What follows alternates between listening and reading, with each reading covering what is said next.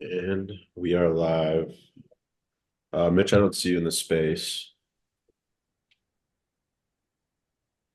That's weird because I'm in there Now I see you. and I've requested. All right.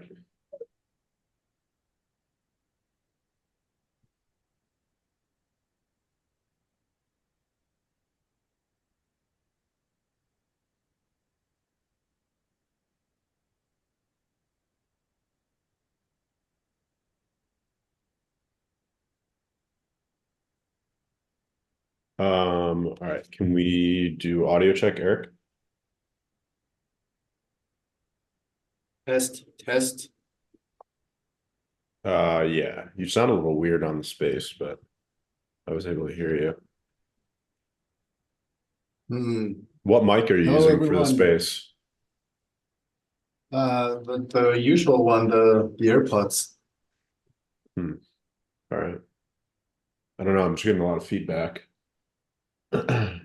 Sounds like you're in a tunnel. I don't know. Let everyone in the threadcast, you can comment if it's just me or Okay, maybe like this. yeah, that's better. All right, sweet. Mitch, mic test. The cat is without a hat. Cool. The cat is without a hat. All right, sweet. So got everybody. The last space, um, the last space crashed. So I am putting out all the new links right now for everybody. But if you're wondering why we have a new space link, that would be why. Uh, so that's a new This link. would be a perfect time for some of the posts that tell me why GIF in the threadcast. Let's see. All right, while I get all these links out, Mitch, you want to tell us what's happening in the crypto markets right now? I woke up and I saw that Bitcoin was at 68K, and between Whoa, then what? and now I saw it drop to 65 and now it's at 66 and a half. What's happening with crypto? Man, apparently I should have not fell Prime. into a TikTok death scroll this morning and looked at Oh, crypto I can't hear instead. you, Mitch, on the space. Oh, that's right. I've gotten so good at muting when I'm not talking that I forget I'm muted. None. I was joking saying that I regret falling into a TikTok death scroll this morning because clearly they kept me from checking the crypto market. That's not good. Um, Yeah, I'm looking at the chart right now. Yeah, it looked like it tried to bust above that last high, but got knocked back down. So I don't know. Is it just gonna run out of steam there? And I mean, we've basically kind of been stuck between, well, stuck under 66 since early August. I can tell you what happened. let's hear it. Tell me, Eric. The secret ingredient is crime. No, I'm just kidding, but it's very very interesting how a big volatility to the top and then all the way down. Seems like someone's trying to liquidate as many positions as possible before we rip to the upside. Yeah. Well, given you said that, and I'm on board with it, this is why when we were at 60K just last Thursday, um, I had a little stable coin free up. So I was like, oh, sweet, let me nibble on a little more Bitcoin. But then I'm like, we've dipped down to the mid 50s the last two times, after rallying. So I decided to sit on my hands, hoping I can buy down in the mid 50s. But apparently that did not happen. Yeah, I my strategy's been a little interesting, and if you've followed my creator subscription at all, I've been talking about my trades and sharing them in there, both in terms of threads and in the weekly newsletter I started putting out. But um, I've been actually converting a pretty large amount of Bitcoin into Ethereum, and I've managed to do it in kind of a nice way because I've been setting limit orders on Bitcoin, above market, and kind of similar to today, we see these like random spikes up, like liquidating shorts, like Eric was saying. So you might see a spike up to like 68 and a half, but then it immediately comes back down. So I've been setting these limit orders and actually getting a pretty good amount of fills. And then that's obviously selling Bitcoin into USDT. And then I've been setting limit orders to buy Ethereum, below market. And then when you see those swings downward, I'm actually getting those filled. So I'm getting some really nice fills with all this volatility. And it's just kind of, I guess it's like some nice like micro earnings, while I convert a lot of my Bitcoin to Ethereum, because I've obviously been seeing this kind of massive opportunity, in terms of the ETH Bitcoin price. There's a lot of people following the ETH Bitcoin chart, so there's a lot of technical analysis behind this, and then there's a lot of fundamental analysis behind what's happening on Ethereum. So there's a lot of people who are upset. There's a lot of people who are feeling like Ethereum's having a lot of issues, and that's ultimately been kind of creating a nice environment for buying Ethereum, especially using Bitcoin to buy Ethereum. So I'm of the opinion that we'll see, like right now, the Ethereum Bitcoin price is, let's see what we're at today, 0.039. And I've really started legging into this trade at anything under 0.04. So it's been a nice, it's been a nice opportunity in my opinion, to load up on Ethereum. And then I think what's going to happen is similar to the last cycle, when alts do start, kind of gaining some dominance, and the Bitcoin dominance goes down, Ethereum could go from, zero point zero 0.04 to something like 0.08 in Bitcoin terms. Obviously, we don't know what that means in terms of dollars. It could be higher or lower in terms of the USD value. But what I'm going for here, my goal with it is to actually get more Bitcoin. So, if it is more dollars, I'll obviously be happy. And I actually believe it's going to be more dollars. I think Bitcoin could be pushing 100K when this happens, but then Ethereum will just push a lot higher. So that's my personal opinion. If you want to follow along in real time, subscribe to my creator subscription. That was a I like nice it. soft chill. Thank you. I mean, Eric, in the I wasn't end, going to that's recognize it. exactly, one of the ideas that we've been discussing with the team for, for people who are listening and want to have their own creator subscription, is that it's not only about what you offer as a creator for your subscribers, but it's also the way you market it and the way you sell it. In the end, we're all selling something. It would be either content, it would be either information, it would be either like whatever, entertainment, fun times, whatever.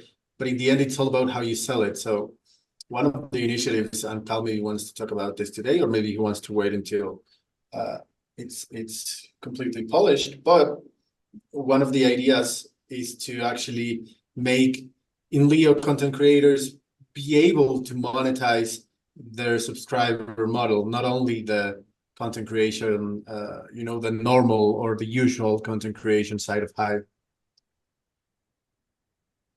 Yeah, it's really the goal here is, and you know, the Inleo vision and the kind of the mission statement. I was talking about this on the Dash podcast, has evolved a lot over time, but the core of it always has remained the same.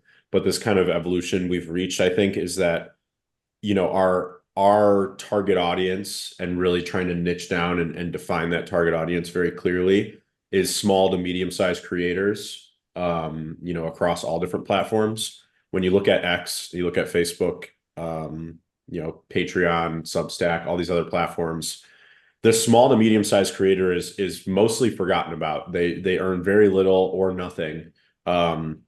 Despite having anywhere from, say, like 1,000 to 100,000 people following them, and engaging with their content. You could have 50,000 followers on X and earn $0 per month.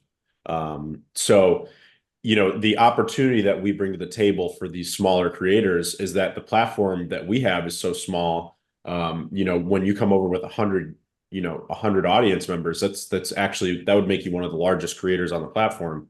So I think there's an opportunity there. And then the fact that we're on a blockchain, so we've got the tokenization of content.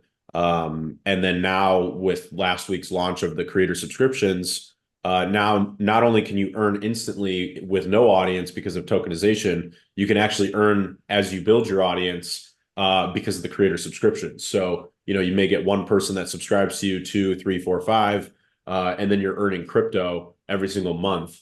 And it pays out instantly. The fees are very low. It's obviously in crypto, so jurisdictionally it has a lot more benefits than getting paid in fiat. From KYC perspectives and other perspectives as well. So I just think what we're building in terms of a stack for creators is really powerful, especially for those smaller creators on other platforms that are completely underserved and who ultimately actually build the platform. Like if you look at how Facebook, X, and these other platforms really grew and built themselves, it was on the backs of the smaller and mid-sized creators and consumers. The big creators came later, essentially. So, the average user is very much forgotten about on these other platforms. But I think where Inleo's niche really thrives is that we can serve the smaller user and the smaller creators very well and create opportunities for them that don't exist elsewhere.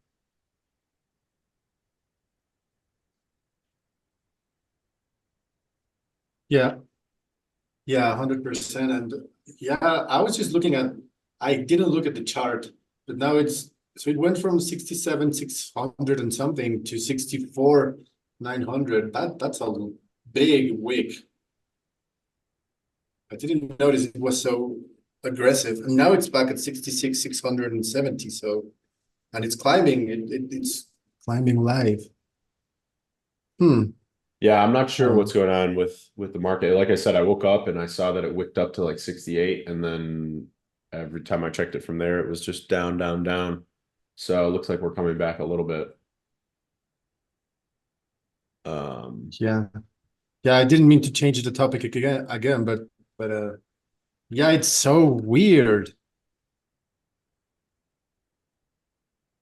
well, I Hey, think there's no catalyst, right? Everyone always wants to have some kind of clear catalyst, and there's really been nothing specific on why. Bitcoin literally looked like I wanted to go back down. It was sitting at 60 and kind of just flailing a little bit. And I mean, like I wrote, granted, lately I haven't written nearly as much. I mean, after going on like a 4-year run of posting every day, I finally like started burning out. And then like this year, I don't post that much. But a couple of days ago, I did a post that was called "Bitcoin looks like it's going down without going down." And like you looked at the chart, I was like, all right, we're kind of making like lower lows and lower highs, but at the same time, we're not really going to new lows. So it was like an odd narrative. And maybe that was just a sign that, there was more strength in the price action, as it looked like Bitcoin was going down and things pointed that way, but it never really was actually going any lower. So maybe that's like a relative strength type of thing. And, this rally the last week, is less of a surprise. I don't know. And also like Bitcoin dominance, I haven't looked at that chart in a while. I just looked now with Cal mentioning it. And, we're back up at that 58 area, which is a huge pivot point, and has been kind of a point of contention in years gone past. So if we push above into the 60s, I mean, we're going to see Bitcoin dominance that we haven't seen in years, um, since basically mid early to 2021. So that'd be super interesting. Um, if we continue to see Bitcoin kind of creep up, and maybe it will, because you're looking at the alts. Cal talks about Ethereum, and I think that potentially is a sick play if it works out. I think, that'd be nice and tasty. But then you look at how some of these other alts are performing outside of like BNB. I think people forget about BNB. I looked at BNB the other day. That thing is holding up like a champ. Um, but then you look at like Matic and coins like that, and they're all still sitting, near lows. Um, even Rune's got somewhat of a bounce, but a lot of these other alts aren't doing anything. So that also, you know, makes sense with Bitcoin dominance slowly creeping up. Yeah, and I've been tuning into some spaces just to see what the market sentiment is, at least from the people who have a voice on X and have followers, etc. And one topic that has been brought up a lot. I don't even remember if I mentioned it last week on the AMA call, but a lot of people think or theorize that if Donald Trump gets elected, one of his main, crypto-oriented promises, campaign promises, was to make Bitcoin part of the reserve. And even though the US is the biggest holder right now of Bitcoin, we might see a lot of buys from the government. I mean, of course, they are not going to lump sum into it. They are going to just ease into it. But do you think we will see, um, a kind of front running from other countries if Donald Trump gets elected, because they will want to buy before the US officially buys, and then FOMO kicks in, and we see a like a race before 100K? Well, I think you have to remember that campaign promises are campaign promises, and I think most people know that from a political perspective, um, especially. So I think these other countries probably wouldn't try to front run it. I think it's kind of like if they're going to adopt it, they're going to adopt it type of thing. That being said, I do think that Trump is generally a pretty positive for crypto, and just for like the world economy. So yeah, I mean, I think overall net positive, but I think a little bit of a non-event in my opinion. Um, I'm Well, I much more mean, concerned with that we're post happening and the broader kind of economic cycle around the Fed and quantitative easing. What do you think, Mitch? I don't know. I don't know. Like, I don't know if you could really even consider it front running, right? Because there's no guarantee Trump wins. Like for me, I'm looking at, the U.S. election as a risk, so to speak, in terms of if Trump wins, then yeah, Bitcoin probably goes up. If he loses, Bitcoin probably goes down. And I say probably because shit, the complete opposite could happen, right? So, um, that's a risk trade. If you're like in a quote unquote front run, you're loading up, and then if Trump loses, you might get owned. Um, so yeah, I don't know. I guess yeah, you could get ahead of it, but it's still a trade risk at the end of the day. Yeah, and I don't think it's So going to be a sell the news event. I think it's going to be a buy the news. Like, if Trump wins, he's obviously, at least in paper, more friendly to crypto than Kamala. So I think people are just going to wait and see. If Trump wins, we might get some FOMO buys in. So yeah, I mean honestly, I'm planning on hedging going into the election in case he loses. But with that said, kind of makes sense that maybe I'll do a leverage long as well. Yeah, I think well, generally like risk and volatility in the markets is probably, a net negative for crypto. So like, when people get a little risk off because they're worried about something like the election is like an unknown event, right? Like you don't really know what's going to happen post-election. You obviously don't know who's going to win, and then you don't know, what the fallout is going to be of that.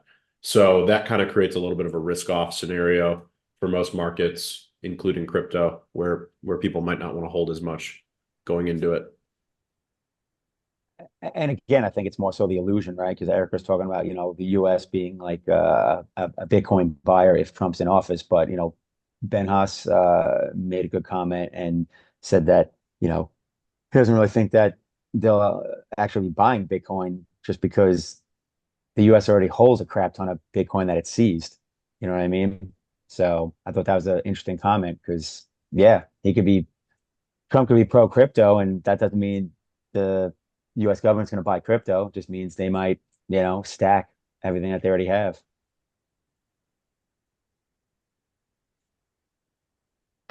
Yeah. I again, I just think it's such an unknown. Yeah, I personally, I don't think my strategy changes at all going into it. I think I'm pretty much positioned how I'm positioned. I'm with you on that. Like I said, I might put I'm going to probably put a hedge on. That's about it. Everything else is me just slowly accumulating more Bitcoin, and then organically stacking Leo and HBD. Yeah. I mean, I think that So generally makes sense. I mean, I've been putting on, and we are already kind of in a pretty high volatility environment. So, you know, while I have been kind of DCAing into some of this stuff like ETH and Rune, um, and just overall kind of increasing my exposure to the upside, I have been throwing on some very small short hedges at the same time, and it's been pretty profitable just because of how volatile the markets are. Because I might, for example, the other day, I bought some Rune at like $5, and then I at the same time shorted it. So like for let's just say I bought $1,000 worth of Rune, and then I shorted $500 worth of Rune at the same time. Um, and Rune ended up, going up initially, and then it went down to like $4.30 or something. So I closed out the short, obviously made a little bit of profit on that, and then took the profit and bought Rune at the cheaper price. And then now Rune's back, just above $5. Um, so I obviously made a little bit of profit on that volatility, while kind of hedging my buy. So we're just kind of in this volatile whipsaw environment. I mean, Bitcoin's pretty much moved up and down 2% today, just for really no reason. I mean, like the stock market's relatively unchanged. I mean, the S&P's down a little bit, Nasdaq's up like 1.25%, I which is kind of a mean, lot, but it moves for some day traders. That's some easy day trades yeah, people got off today. yeah. Nice little like 2K rip and then immediate down. Like that's crazy. Yeah, I just looked at like the 15-minute chart just out of curiosity. This all happened in like the last few hours. Yeah, no, I mean, Yeah. it's a very short period of time. Very short period of time. I don't Um, know. C-Poll said, But regardless of the result, people need to plan accordingly. Crypto space is dependent on single events, elections happening, SEC, etc. Is not a good sign. We must build and build regardless of any outcome. I agree that some are menaces for the space, but in general, feels like people are just gambling, not building. Not the case of Inleo, of course. Inleo is always building. Let's go Inleo. So. I like that. But yeah, that's how we've always been from Inleo's perspective, we've always been agnostic to the broader market. I mean, if anything, we're building a lot faster when the market's not doing well. It's a lot less distracting. Devs are more motivated, team members are more motivated in general. Um, I can even say that I'm more motivated when the market's not doing as well. I feel much more fire underneath me to achieve stuff. So, while a lot of people are gambling and doing all this garbage and unfocused work, yeah, I think you just got to remain agnostic to the markets. If anything, use the bad times to make more progress for the good times. So I think Inleo, I mean, you compare Inleo to where we were in the last cycle to where we are now, like from a technology and platform perspective. And it's night and day. And just consider that last cycle we went up to $1 in terms of the Leo price because crypto can just get crazy like that. Um, but at the end of the day, like you look at it from a fundamental, tech stack financial perspective. From a tech stack perspective, we didn't have Project Blank, which is the current version of Inleo.io. We didn't have really like 90% of the features that we have right now. And the team is bigger now. And in addition to all of that, we have monetization features that we never had before. So when we do get a surge in new users, we actually have the ability to monetize those users and profit from it, and then take those profits and buy Leo off the market. So I think Leo, that's really been my focus in this bear market is positioning Leo from a tech and financial perspective to really benefit from the next cycle in a much bigger way than we did last time. Hell yeah. Um, I kind of don't want to pivot back off, but we'll sidebar and then get right back into Leo. Cal, do you find it amusing that the stock market is making all-time highs as we come into the election? Coincidence? Yeah, right. I mean, you were calling, I remember you've been calling this for a very long time. And it is amusing, and we obviously all know that there's, the political reasoning behind it is, now Kamala can essentially sit on the platform of, oh, elect me because this will continue. Um, when in reality, the last 4 years of Dems being in power have been pretty dramatically terrible for the economy. Yeah. Um, You know, you know, with And that said, for those listening, Inleo has no political affiliations with any candidate or any political party, and the opinions of the people speaking here do not reflect the opinions of Inleo. But yes, Bidenomics. I love it. And maybe that's the problem. Maybe we need affiliation. Let's go. We need some government subsidies. It's crazy because crypto in general, like even if Donald Trump was not like didn't say anything about his political campaigns and all of that and promises, crypto is again like if you want to go to the foundations and the values that Bitcoin was built upon, it was mainly against big government. So without speaking about the political wings and all of that, anything that means more authority from a central party, whatever that may be, goes pretty much against all of the values of cryptocurrency and Bitcoin. So it's not that oh yes, let's go this political party, let's go. No, it's just that Bitcoiners and libertarians and anyone who resembles any like who has any kind of resemblance to what this stands for will never want a big government. So it's just the way it goes. Indeed, sir, indeed. So speaking of things, growing bigger, Inleo subscriptions, that launched, obviously. I've poked around. I see, some people subscribe to other people and this, that, and the other thing. And, I've thought about who I want to potentially subscribe to and all that good stuff. But, the good part about it is I think it is a catalyst and gives people incentive to be more active when it comes to content creation. Because I mean, even myself, you know, I've talked about how my content creation has fallen off, because I basically, burnt out over creating content for the last, I mean, it's really been like 8 years. And I went hard for like 5, 6 of that. Um, but now it's got me thinking like, all right, what projects am I working on and getting ready to work on that I can turn into something that's a value add to attract subscribers, right? So, for instance, there's a book I've been planning to write like for shit, I don't know, the last 2 or 3 years, and I just haven't had the motivation. And now I'm like, well, crap, maybe I'll just put this, on the platform and make it a subscriber-based thing where I can, you know, put out whatever it is, a chapter every month or something like that, and essentially people get access to the book before I put it on Amazon. Um, and then it also holds you accountable in a lot of ways, right? So now it's just like, all right, writing this book, shit, I got to make sure I get a chapter done this month because my subscribers are waiting for it. Um, so that's just an example, but I think subscriber feature is probably creating that motivation for a lot of lines out there. And I think it's only going to add to more content and better content being on the platform. Even if it is behind a paywall, it still has a net positive effect.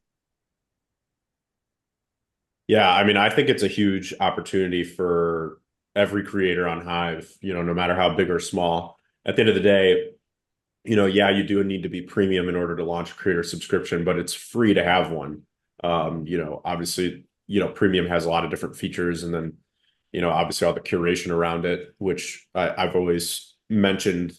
And I actually saw something in Discord that I think is worth mentioning too, which is that I think your reason for going premium should be that you want access to all the extra features, especially with Leo AI around the corner. But all the existing features that are already there are really powerful and I think well worth the 10 HBD a month. I think that should be like the lead reason why you do it. But a secondary kind of a secondary effect of it is that if you're consistently, creating threads and blog posts, you're actually going to earn more in upvotes from Hive upvotes through Leo.voter and then Leo upvotes just from the community and the team, than the cost of premium, the 10 HBD a month. So it's premium that pays for itself. But again, I think that should be kind of like a secondary effect of being premium. The real impact of being premium is that you get access to all these extra features. So, one way I've been kind of telling creators about this is that it's essentially free to launch a creator subscription. Obviously you need the premium account. But then if you get more than 2 subscribers, you're already making back the entire cost of premium just from 2 subscribers. So, if you think you can launch a creator subscription and get anything more than 2 subscribers, I think it's well in your interest to do so. And it would be extremely profitable to do so from a premium perspective because you mix having 2 subscribers in with covering your cost. Now it's just all profit from the perspective of upvotes and curation. So, as we roll more value into the premium model, I think we're just going to see a lot more subscribers, a lot more revolving premium subscribers. But yeah, I think, again, on Mitch's point, like if you're creating content at any level of consistency on Hive, I just think it's a no-brainer to be to launch a creator subscription and actively try to get people to subscribe to you. So I just posted a screenshot of my dashboard. I've got 22 subscribers right now. And that pays a little over $100 a month. It's paying me like about $106 a month after fees. So it's such a good value proposition, and it's finally a way to earn outside of the rewards pool on Hive, which is something I've been actively trying to fix for a long time. So it's one of the biggest complaints I think on Hive is, I only create content to earn in this 7-day window, and it creates a very short-term mindset around content creation. But like Mitch said, he's got this plan for a book. He could start putting out like a newsletter, and then over time kind of collect all the content he needs to ultimately turn those newsletters into a book. And in the meantime, he's been getting paid and supported, on that journey to writing the book. And I think that that's really powerful. It is because it's wild, Cal. My real estate investing book that I wrote in 2017, I basically did that on essentially on what would that be? Was that still Steam back then?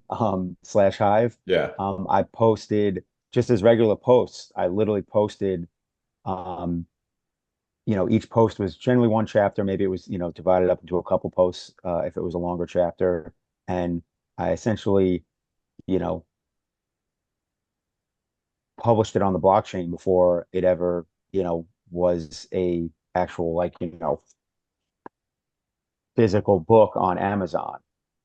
Um, so the fact that you can do that now and, more so, um, have, like you said, subscribers and at least earn some revenue from it as opposed to when you're just posting and it's like maybe you get votes, maybe you don't. And, back in 2017, especially because like I wasn't connected to any whales or anything that I posted that entire book and it probably earned like a dollar or two in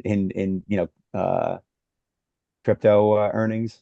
So again, just goes back to an example of why the subscriber model definitely creates a lot more incentive for people and also gives people an opportunity to carve out their niche, right? Because generally people that are going to subscribe are people that are interested in whatever the content it is that you specialize in. Um, and you're hitting your audience as opposed to just literally like blasting a random post out on the blockchain. And it's just like, all right, well, hopefully the right people see it. Exactly. Yeah. And it's largely become like auto voters, and you kind of know what you're going to earn on Hive, and there isn't much variance to it in my opinion. The general upvoting economy is kind of set in stone in many ways. So yeah, this has been one of my many ideas to fix that, including, obviously evergreen rewards, which I am going to bring back when we relaunch Leo ads with the, internal facing model, where we cut out the middle man. So, that will come back as well. So I'm just trying to find ways And again, now we've got this very clearly defined, audience and target market that we're trying to go after, which is the small and medium-sized creators. So, it all ties back into that idea, which is how do we provide the tools and the leverage for these small to medium-sized creators to actually earn, valuable rewards for the hard work that they put in? Because on other platforms, they put in the hard work and they have little to show for it. They ultimately try to build a brand and they work really hard at it. But these other platforms just don't have enough opportunity on them, in my opinion. The rewards and the opportunity flow to the top 1%. They flow to the Mr. Beasts of the world. They don't flow to the middle class on these other platforms. So I think catering to that, because we have, these really kind of two critical aspects, which is one, we're a smaller platform, so there's just generally more opportunity in something that's, up and coming. And then two, kind of a more factual standpoint is, we've got tokenization, so you can have 0 followers, post a thread, get an upvote from the right user, and now you're immediately earning something for your content. Whereas obviously on X and other platforms, if you have 0 followers, you're earning absolutely nothing. Even if you have, like, the Inleo account has 16,000 followers on X and it earns $0. If you had 16,000 followers on Inleo, you'd be one of the most followed users on the platform. And probably be earning, somewhere in the kind of top tier range in terms of rewards, anywhere from like $1,000 plus per month. So, being that we're tokenized and on the blockchain is a huge aspect. And then now having things like creator subscriptions and then eventually evergreen rewards come back. Again, it just stacks. We're just creating a stack of opportunities for these extra, for these creators that are really underserved on other platforms. Salome said, would be awesome to have a feature to unlock a single thread that is for subscribers with a small Leo or HBD payment, like pay for this thread to view it, $1 or subscribe for $5. Yeah, I mean, that's kind of an interesting idea with the micro payments. Other people have thought about that. It's definitely something we can do. I mean, the system already allows for it. The system we built for creator subscriptions is pretty unique. It's not just like a peer-to-peer encryption layer. It actually has a middleman encryption layer. So we can do stuff like that where it just allows you to view one thing for a small payment. So yeah, maybe at some point we'll do something like that. That's yeah, little a la carte action, just single post payouts. It's funny too because technically that's a better value for creators because someone, let's just say, pays $1 because they want to see like one specific post or something. Um, it's actually a better value proposition. Um, Total random sidebar, but Cal, is it me or does it look like there's like the shadow of death like with its hand on Eric's shoulder right now? It does. It looks like there's like two long fingers. It looks like Eric's gonna about to get pulled into the realm of darkness. Yeah, it's his No, pop filter. it's the microphone. Yeah, it was just funny like when it was sitting on your shoulder like that. Yeah, it's really funny. Sorry. Anyway.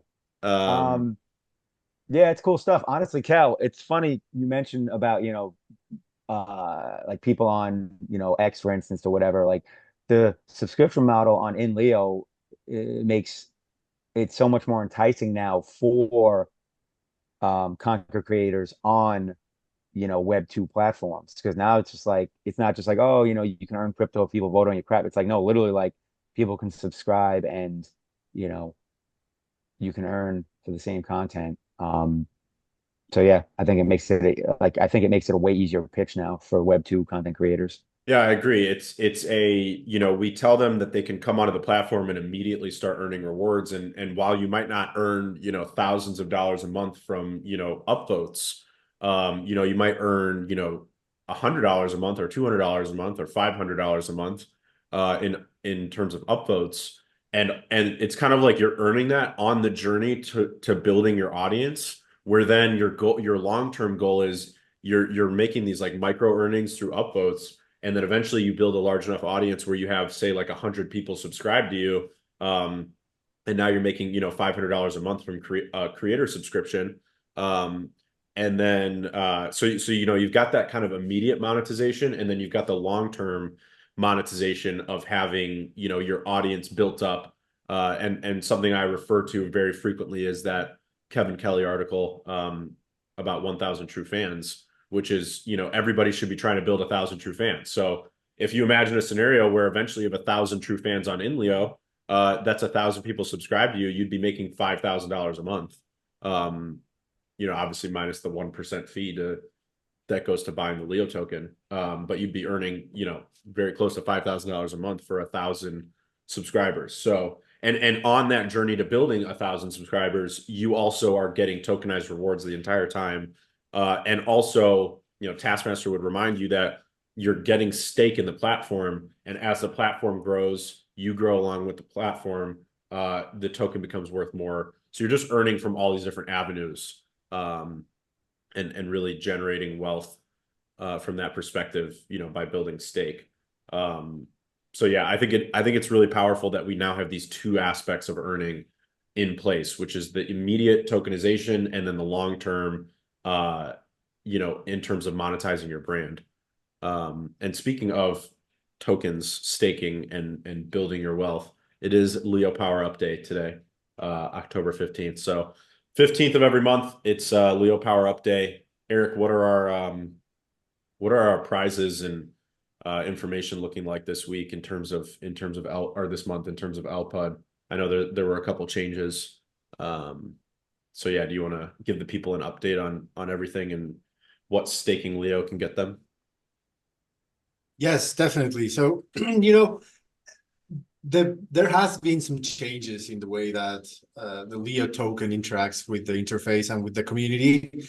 Before we had the model of receiving your Leo staked, the focus of Elpud was to encourage people and then provide some kind of prizes that would allow people to say, oh, I can help the platform, I can help my stake, and at the same time, I can be eligible for some prizes. So once the change of receiving staked Leo, we changed a little bit how the strategy works.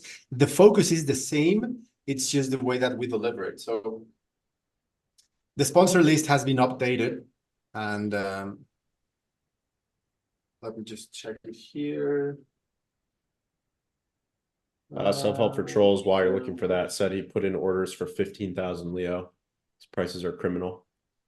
Pretty incredible. Nice. A lot of Leo. Nice, perfect. So we have yes, like 150,000 Leo confirmed as delegations for the community. And there were some people who said, hey, I don't want to continue doing this, not because I don't want to, but because I want to focus on providing to the community some other ways. And we are talking with them. We're speaking with these guys to see how we can encourage some other type of activities that are not so much focused in output, but on increasing engagement in the platform. So it's TBLF for some, Leapman, Nifty, G Adrian, Best. Yeah, there's still 12 people who are actively delegating to output. That's more than 150,000 Leo in delegations. And that's basically it. And what there was something here. Oh yeah, of course. The terms stay the same. You have to power up at least 50 Leo to be eligible for some of the rewards, and you have to power up 150 Leo if you want to be eligible for all of the rewards. All you need to do is basically upload. Dude, I forgot the word. Power up some Leo on the 15th of the month, and you will be eligible to earn these prizes. And at the same time, the whole purpose of Leo Power Up Day is to signal how bullish the community is on in Leo and the Leo token.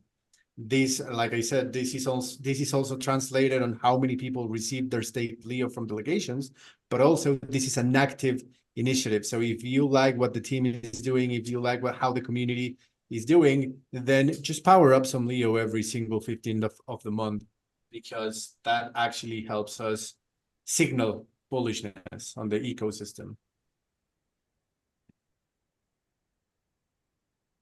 Absolutely. Yeah, I think Leo Power Up Days is extremely important. It's definitely been a little bit in the background these past couple months. I feel like we've all been very focused on other things and features and whatnot. But yeah, I still think Leo Power Up Day is just a valuable monthly reminder. And I do think that more content should come out talking about, building your stake in the Inleo ecosystem.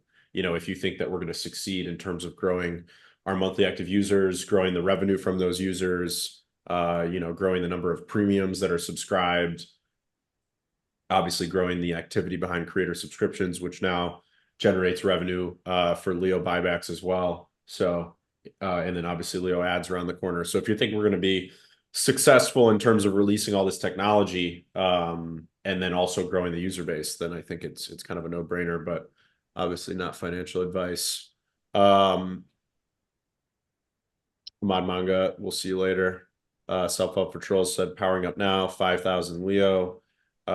He also said I buy a few thousand every week these days, keeping some loose because I'm destroying my Hive stack. I need to take some profits. Ben Haas staked 150. Bradley Arrow bought 2,000 for next month. Went on to stake 200. Ben Haas asked if I put 50,000 on the map. So if you missed it, I put out a poll last night right before midnight. And I said, should I stake 1,000, 10,000, 20,000, or 50,000 Leo? The poll's not done yet, but so far 50,000 is winning. Surprise, surprise.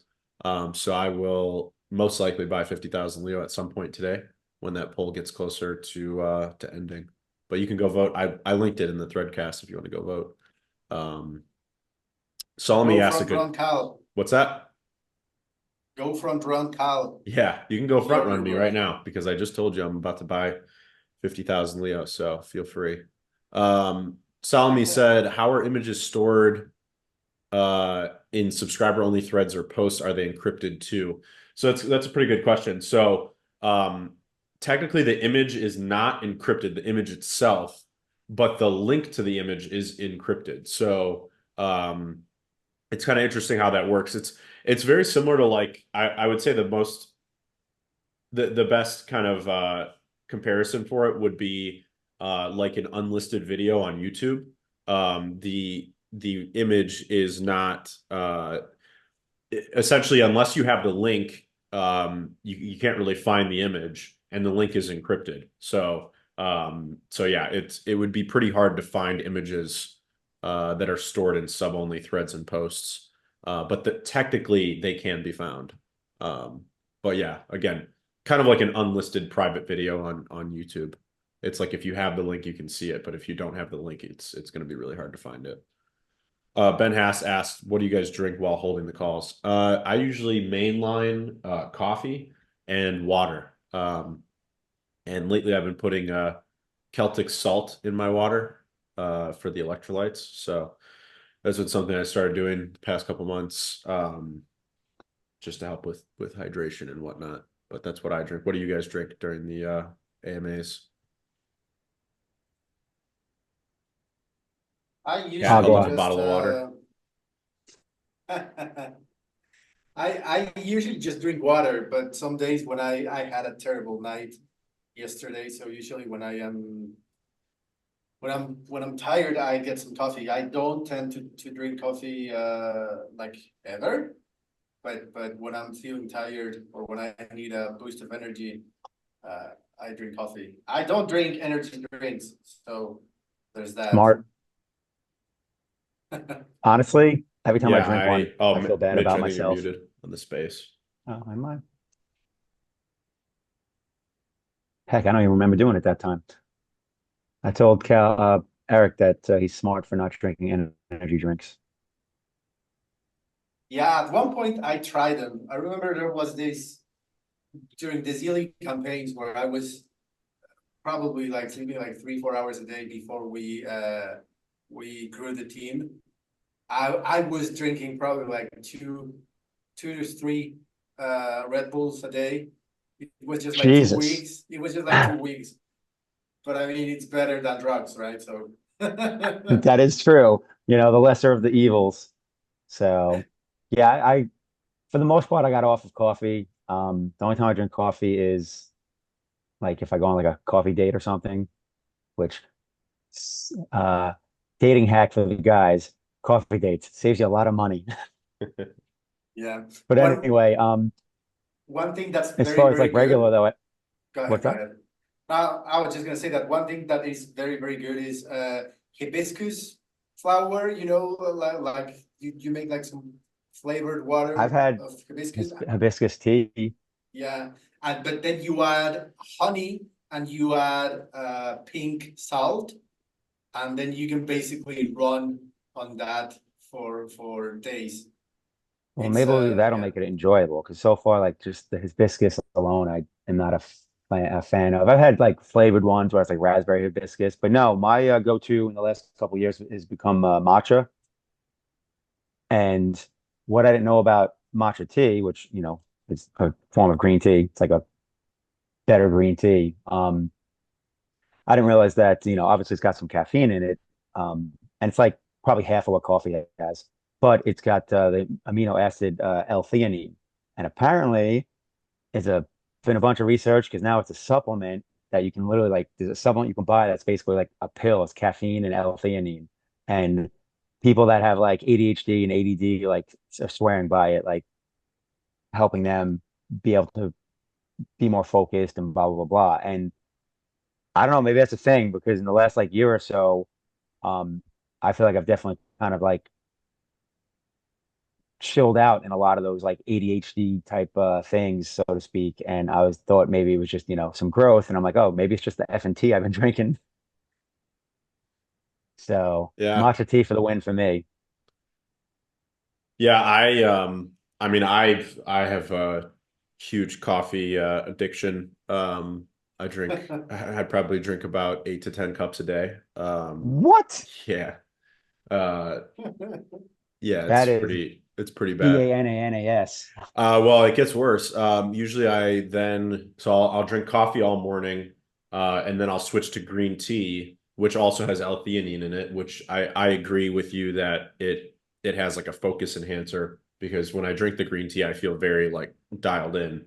Whereas when I drink the Yeah. coffee, I feel very like jittery but fast, if that makes sense. So really good for just getting a lot of shit done. The green tea is really good for like focusing in on a handful of things.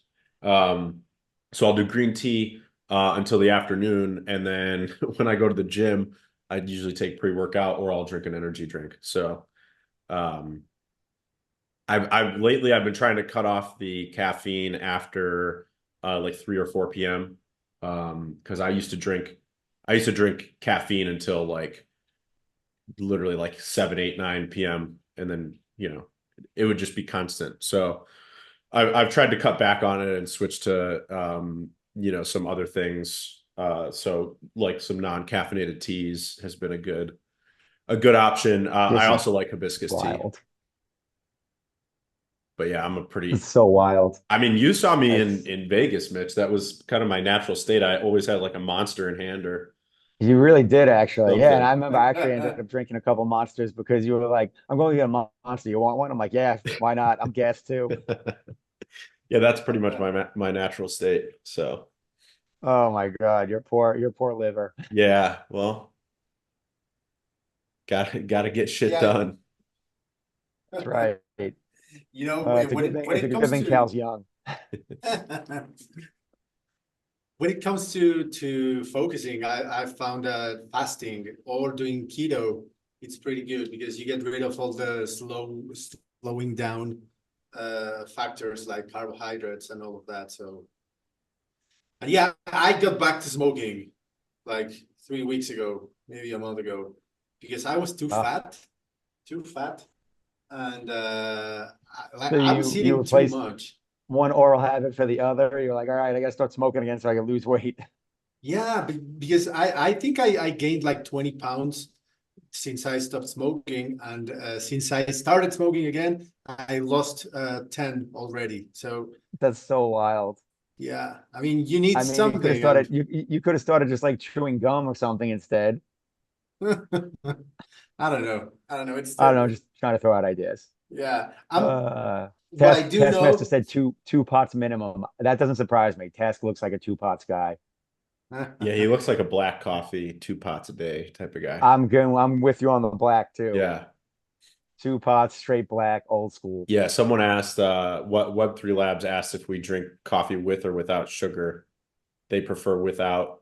Um, I heard something about salt on the water. Yeah, I've been starting to put salt in my water, and I feel like it makes a little bit of a difference. Um, Well, if you put salt in, actually a little bit of salt in coffee, it cuts the acidity. oh, that's interesting. I didn't know that. Maybe I'll try that Yeah. Look at Well, that. that's the main reason I don't want to drink coffee anymore is because like it's instant heartburn for me, like too. products of getting older, I guess, because I was fine with coffee until like my mid 30s. But so I looked at all the options in terms of that. But at the end of the day, me just staying away from coffee is the win. But yeah, there's a bunch of different things you can do. But yeah, the salt trick is one of them. Yeah. When Anda said, "Do you take espresso?" That's about the only way I do coffee now. I'll do like an Americano because it's just a shot of espresso with water, and I find that actually does way better for me than straight coffee. I don't know. We have to start a coffee coin after all this coffee talk. Coffee coin. But anyway, back to crypto. Yeah, Tass said black coffee like a fine woman. There you go. That's funny. Um, What is there any Inleo updates or anything that you need to give still, or are we pretty much in good shape? yeah, well, this was meant to kind of focus in on creator subs a little Yep, bit, talk about them. I do have a bunch of questions that I opened in a new tab, so we didn't lose them.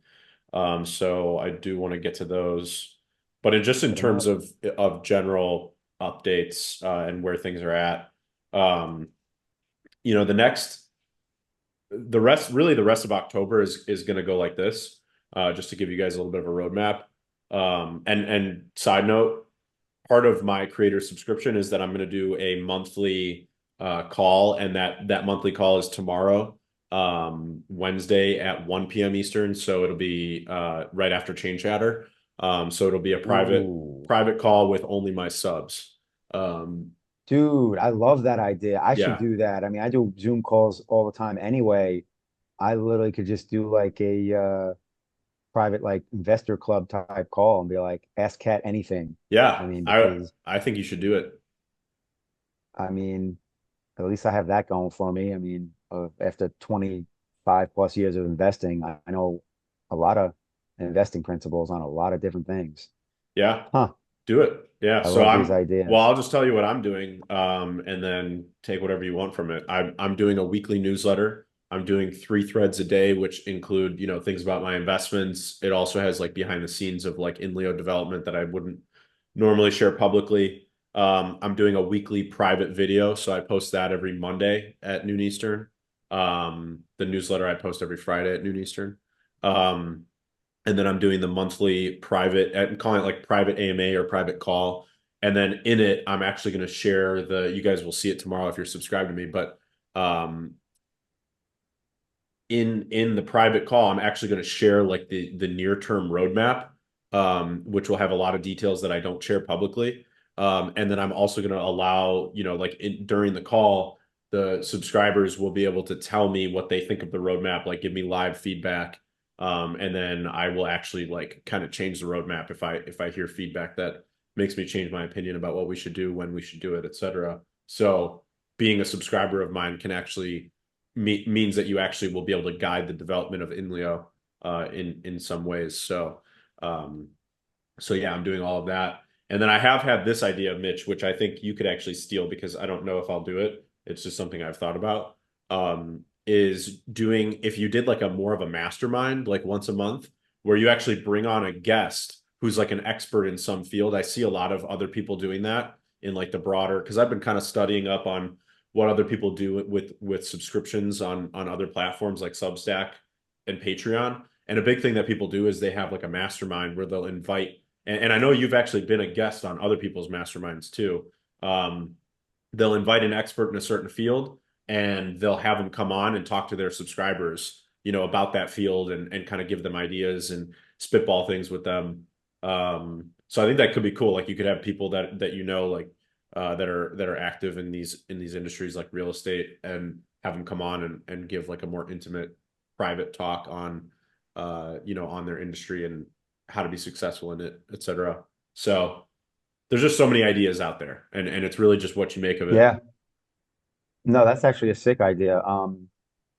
And yeah, it's something that already happens in Web 2. And I mean, at one point I was kind of running a mastermind call like that. I still quasi have one, but it's more just a handful of guys where we just like to get together once every couple of weeks, and talk about life and investment. But um, really, yeah, just another potential tool and avenue to leverage subscriptions. So pretty cool. Really what I'm seeing is it's becoming a bridge for like Web 2 activities with Web 3. Yeah. You know what I mean? It's like kind of creating that like easy kind of almost like organic conduit when that wasn't really there. It was always more of like a little bit of like work. It was like almost like having to kind of climb uphill where now it's like, oh, sweet, there's just this little bridge now I can walk over. That's kind of the vibe, I think, in terms of being able to cross over. So I like it. Sweet. Well, a bunch of people should just subscribe and then I will provide some cool ass Cool ass shit. shit. It's Paging the cat. Cast subscription. Cool ass shit. Cat's Yep. Castle. Come on in and be part of the That's kingdom. funny. I like that.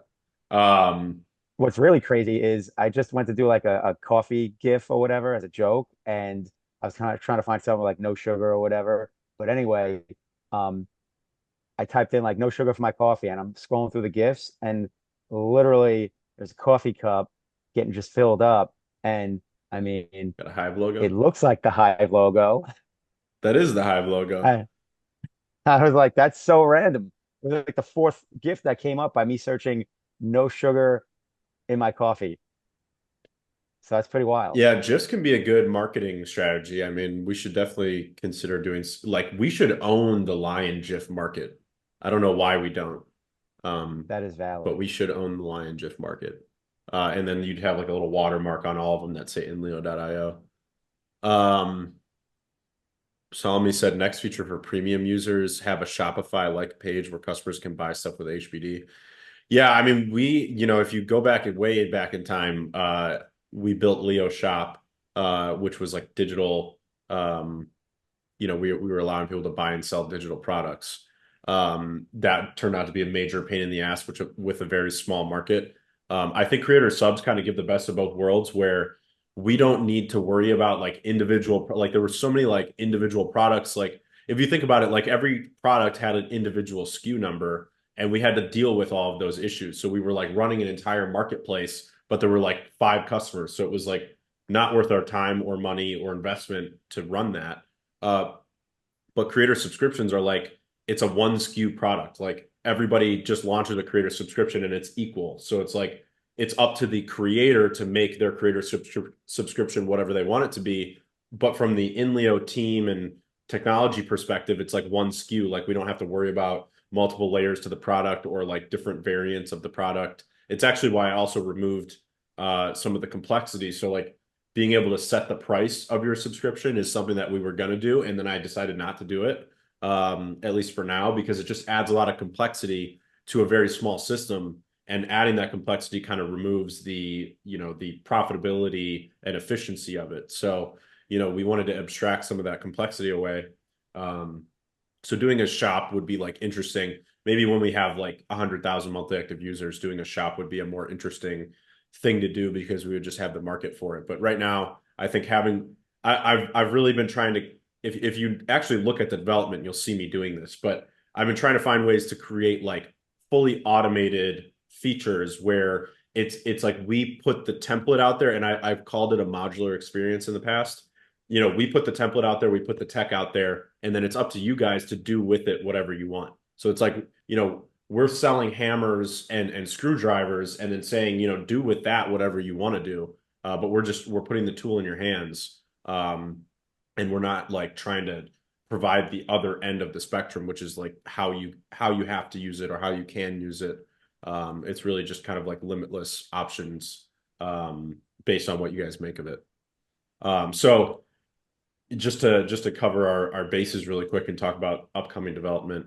Um, for the rest of October, we obviously released creator subscriptions. It was actually our smoothest launch ever. If you guys noticed, it was very bug free. I mean, I think there were less than 5 bugs that were reported literally since it launched last week. So very bug free. We've already fixed those things. Really most of the feedback so far has been adding more features to it. Like people want to be able to see who their subscribers are very easily, and some other features like that. So,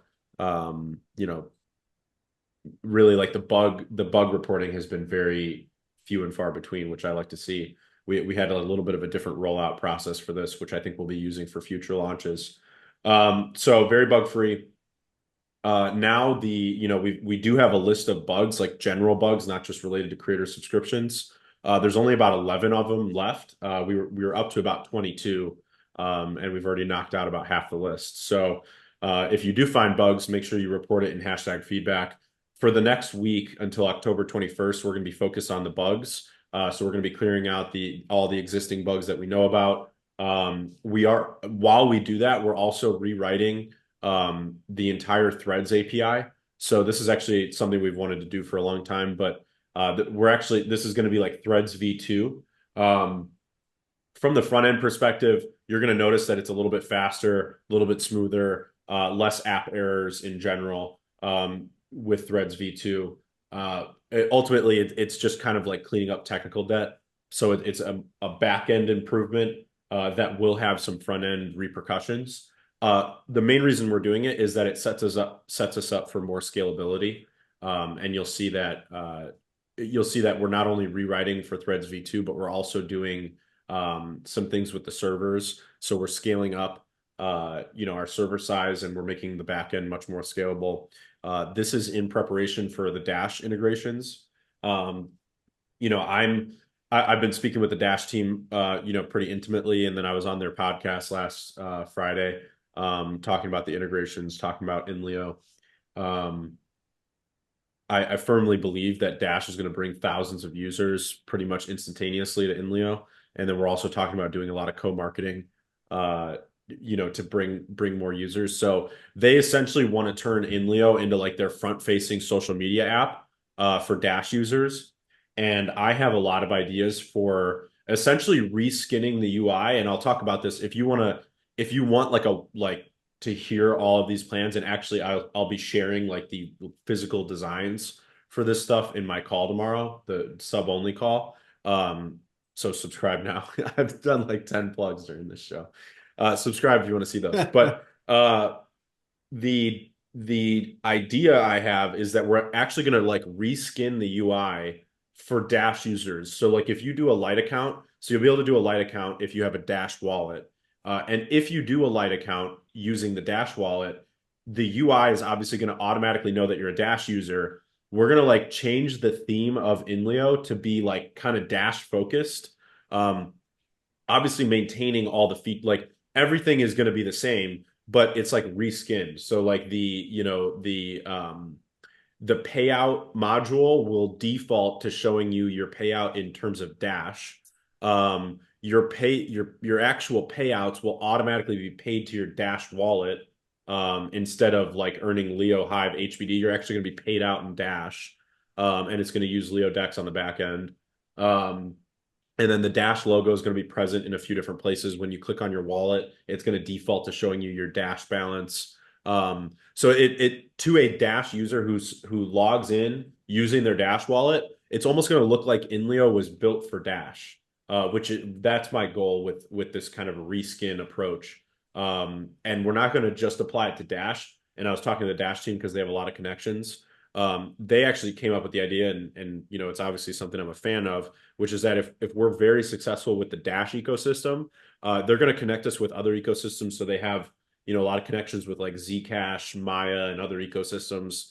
And they're going to say, hey, we did this thing, this reskin approach with Inleo. Look at how well it's working for our community. And then we'll be able to apply that reskin approach to other cryptos and start onboarding them one by one. And then their users actually will look at Inleo as if it was built for their user base. And it will just look like it's catering to their user base, and it actually will be in many ways. But really the Inleo approach, like the features and the platform, all remain identical. So like all the data is stored on Hive, all the features are the same. But we're just kind of from the front end perspective, from the end user perspective, making it very like Dash oriented or whatever crypto oriented. So obviously just focus on Dash right now and make that a huge success. And then we'll be able to kind of take this approach, this framework and template to other ecosystems. So until October 21st, it's all bug fixes and rewriting for Threads V2, increasing server sizes, really just getting ready for an onslaught of new users. Just the floodgates are going to open, in my opinion. So I want to be ready for that. I don't want to see the UI crashing and having, scalability issues. And then on October 21st until the end of the month, we're going to be completely focused on the Dash integration. So we're going to be launching light accounts using the Dash wallet. We're going to be launching the cash out feature using Dash. And then we're going to have payments using Dash. So you'll be able to subscribe to Premium, Inleo Premium using Dash. You'll be able to subscribe to creators using Dash. So like the 5 HBD, like let's say that like someone comes in from the Dash ecosystem and they want to subscribe to Mitch and pay $5 a month to subscribe to him. They'll actually be able to pay $5 worth of Dash to subscribe to Mitch, but Mitch will earn it as HBD. So it'll still remain HBD from his perspective as a creator, but from their perspective as a subscriber, they're paying in Dash. And if you're curious how that works, here's the beauty of what we did with Leo Dex, and now you can see kind of the broader vision kind of taking shape. We built the rails for Leo Dex where now we can accept Dash and really any crypto, any native crypto, and we can automatically convert it across the Leo Dex rails into Hive, HBD, and Leo. So a creator subscription can happen where someone can pay with Dash to subscribe to Mitch, but Mitch receives the payment as HBD, and on the back end, the user just sends Dash, and then LeoDex converts it into HBD using Maya protocol, and then pays Mitch. So you can also do that with native Bitcoin, native Ethereum, USDC Arbitrum, all the different currencies that are on Maya now and in the future. And in the future, it's going to be literally every crypto because they're going to have their Thorchain aggregator and Chainflip aggregator and all of that. So really any crypto in, and you can output Leo Hive HBD and vice versa. So that kind of broader vision is really taking shape with this Dash integration as well. Yeah, self-help for trolls. So Dash will be used to buy HBD. Yeah, I mean, this is going to be, I think, a really good selling point for us to the Hive ecosystem, which is that we are actually creating permanent buy pressure on Hive and HBD because for example, like if a Dash user subscribes to Mitch and pays the 5 HBD a month, they are actually paying $5 worth of Dash, which then gets converted into Leo on Arbitrum, and then it gets unwrapped from Leo Arbitrum to Leo on Hive, and then it buys Hive, and then it converts it to HBD, and then it sends it to Mitch. So it is creating a kind of permanent route into the Hive ecosystem, and it's bringing. See, this is the beauty of economies, and when you look at, like, you can use countries as an example. You want countries that export goods because that brings money from the outside in. So you're producing goods, you're selling those goods to other countries or ecosystems in our case, and you're bringing new, fresh capital into your ecosystem. So that's what we're doing with the Leo token and with Hive, is we are going out into the world and we have products to sell. We've got creator subs, we've got premium. We're selling those products to the outside world, bringing new, fresh capital into the Hive and Leo ecosystem. And that's ultimately what's going to have us grow from an economic perspective. So I think at scale, Leo being very successful in this mission is going to bring, millions of dollars in value to the Hive ecosystem. And that is exactly what I just described with, have products and sell them to other ecosystems. And that's how you bring capital in. Right on. Yeah. That's how I'm the pretty rest of excited when October you looks. told me this. Yeah, when you told me about this, I was like, wow, yeah, this is the way, because we've been trying to onboard full ecosystems, but in the end, the way that you are managing it with the reskin so that Dash users feel like they're using a Dash product, even though if the rails are on Inleo and Hive, etc. Like people want to feel that sense of belonging and that sense of ownership. And if they are already like hardcore community members of another community, then you have to cater a little bit to that. So that keeps the essence of Inleo, true to its colors or to our colors, but at the same time adding some sense of belonging to other communities. So yeah. Yeah, 100%. At Andersino said, looks like you found the perfect match with Dash. Yeah, it's they're a very collaborative ecosystem, and I met Joel in person in Croatia, and we really connected over just crypto ideals in general. So I think working with the Dash team is going to be really incredible. And one thing that we've both agreed on is that, Dash has the brand recognition. They've been around in this industry for so long, and really everybody knows them. And Inleo has a superior product in terms of the Web3 space. We have a superior social media product. There's in Michael Saylor's words, there is no second best. Like our social media product is unparalleled in the Web3 space. And the Dash team agrees with that, and essentially merging their brand recognition and user base with our product, I think is a really good match. And I think we're going to see a lot of positives come from this.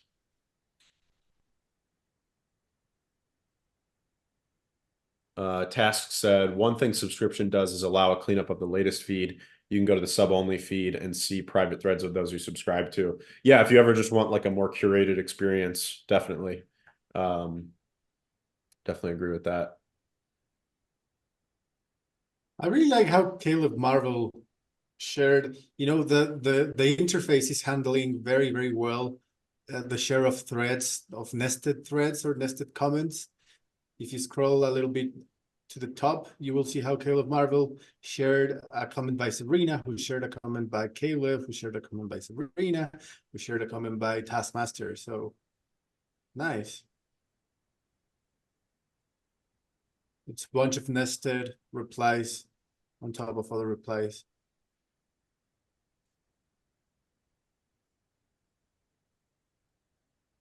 Task said, I'm watching the AMA on Leo. Yeah, I've started to edit in after you guys requested it. I started to edit in the YouTube. Eric, I think your video is not working on Zoom, by the way. I've started to edit in the YouTube link into the main thread so that you guys can are able to see it. Self-Help Patrol said Inleo is going to end up being the Noster for non-Bitcoin maxis. Yeah, I mean, you know, like I said, you can have native Bitcoin be a part of this as well. So you could foresee like literally we could onboard the Bitcoin ecosystem and make it look like Inleo was a product for Bitcoin users because they can use Inleo and get paid in Bitcoin. So this is where our marketing is really going to take shape, is we can go to ecosystems, and Dash is going to be obviously the template for this. We can go to ecosystems like Dash and we can say, if you want to use social media and get paid in Dash, Inleo is the only place you can do it. Um, and that's how we're going to be approaching it. And from their perspective, they log in with their Dash wallet, they interact with their Dash wallet, they get paid their rewards into their Dash wallet, they pay for premium and creator subscriptions using Dash and their Dash wallet. And then on the back end, all the data is stored and retrieved from the Hive blockchain. So it's not bloating the Dash blockchain. And it also has all the, positives that Hive has that other blockchains don't. But from their perspective, they're doing everything out of their Dash wallet, whether it's payments or social interactions or signing up and logging in. It's all being done inside of their Dash wallet. So I think that's really where all the power comes from. So I'm very excited to see how this works and use it as a template for the future and for onboarding other ecosystems.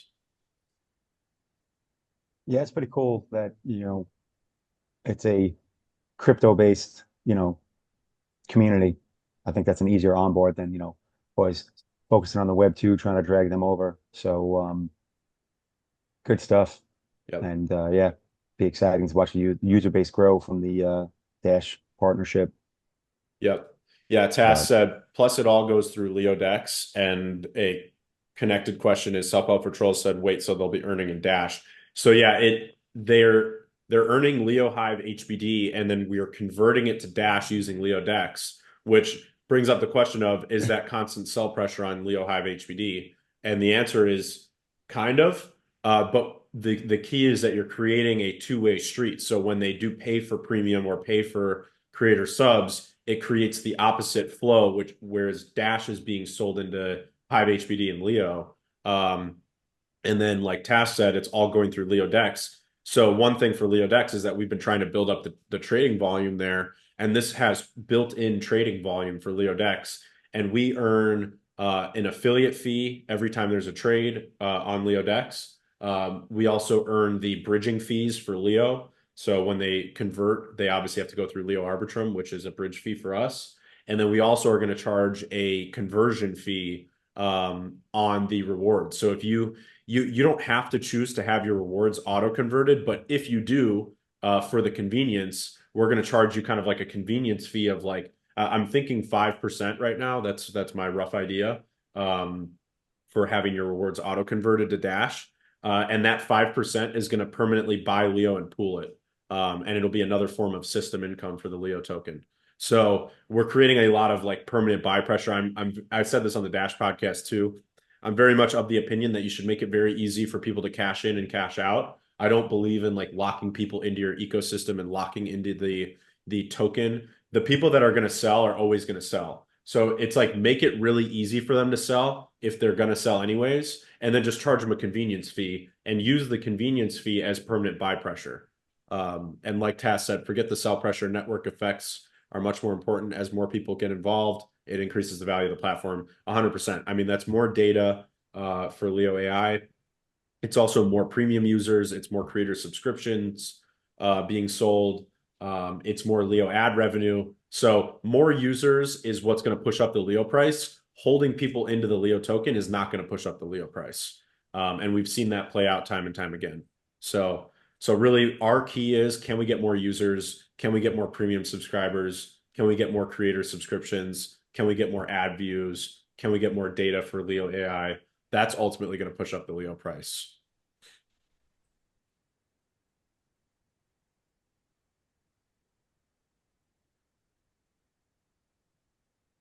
it always makes everyone Question. happy. Price going up. Price going Price up. going up. Um, Eric, before you jump into that, I got a dip. I got a 130 that I'm a minute late for. So always good seeing you guys. And yeah, looking forward to the subscriber model growing and seeing these Dash users get part of Inleo. So awesome stuff. Yep. Good seeing you guys. Good seeing everyone else out in the Threadcast. And yeah, we'll see you in the Inleo universe. Absolutely. Yeah. Thanks for coming, Mitch. I think it's a good place to stop All as right. well, but we'll catch you later. Thanks, guys. See ya. Yeah, I think that's a good See you, place to stop, Mitch. Eric, and then it'll make the recording editing easier if we jump off too. Any closing thoughts? Well, I don't think so. The initial conversation about the market was pretty good, and it's always nice to see, well, to hear about some updates. On Leo, of course, I have the the first row to learn about all of this, but I'm pretty excited about Dash, and like I told you in DMs, it's we have the technology and they have the eyes or the attention, so this collaboration is going to really take in Leo and at the same time Hive to the next level. So I'm pretty excited about it. Yeah, I'm excited as well. I think this is a pivotal moment for Inleo as an ecosystem, as a community, as a project, as a token. Like I said, we've built this tech stack for 5 years. We've gotten it to a place where now the platform is fun to use, easy to use, has a good user experience, and that's also improving as well. And then now we've also got the monetization features in place to truly benefit from an increase in users. And then now the key is getting users. So yeah, collaborating with an ecosystem like Dash is how we get to that end state, which is, 10,000 monthly active users, 1,000 premium subscribers, countless creator subscriptions getting sold. Obviously Leo ads getting relaunched by the end of the year. So all that attention getting monetized as well. So yeah, I'm happy with how things are shaping up, and I think it's just it's the beginning of the floodgates in terms of marketing and onboarding. But the tech stack is in a very good place. I'm very happy with it. But yeah, thanks Eric. Thanks Mitch, who's gone. And we will have a chain chatter tomorrow. I got to talk to Eric about the guest, but we will do one. And then subscribe to my creator sub if you want to come to the private AMA tomorrow at 1 p.m. Eastern. Where we'll do a road mapping session and talk about some private things related to Inleo development. So it'll be a good monthly. That's the 1 time per month session that I'll be holding. So get ready for that. If you are a subscriber already, look out for the threads and blog posts that will announce that and give you instructions on how to join the private call. But yeah, thanks everybody for coming. Thanks, Eric. And we'll catch you guys tomorrow. See you guys. See you, Kyle. Thank you. See ya.